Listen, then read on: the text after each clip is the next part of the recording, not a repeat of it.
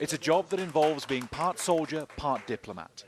I am proud to be among them. The commander of NATO and US forces in Afghanistan is touring the country, gently reminding almost everyone he meets that by the end of 2014, Afghan police and military will be in charge here.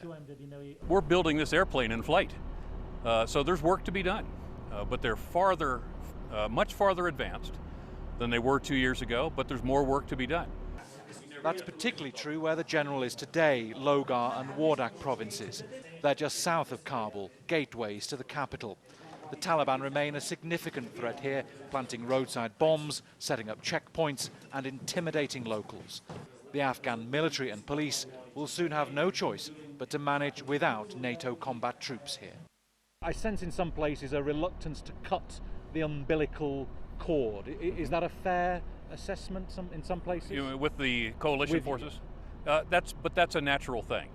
We've been teamed together for so long, partnered for so long, that as we fulfill our mutual desires, which is that the ANSF move into the lead, there will be that reluctance to do that. And we all understand that. But we also all know that it is a necessity for that to happen in order for them to ultimately be effective as a maneuver force or as a combat force. The Afghans, though, won't have much of the expensive hardware NATO has at its disposal. There won't be the air support that can be decisive in a battle with the Taliban. General Allen tries to get out on what are called battlefield circulations at least a couple of times a week, and from what we've seen here, he also uses the opportunity to meet local Afghan leaders and military commanders and push home the message that it's now time for the Afghans to start taking over responsibility for security in this country.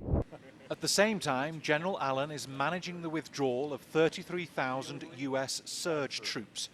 By the end of September, there'll be just 68,000 foreign troops left here. Allen has to decide how quickly he can pull them out of Afghanistan, given the unpopularity of the war back in the US and other NATO countries.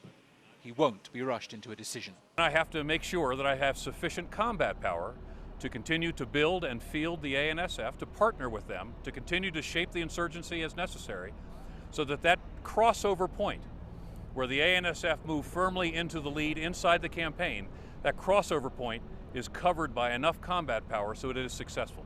The clock is ticking.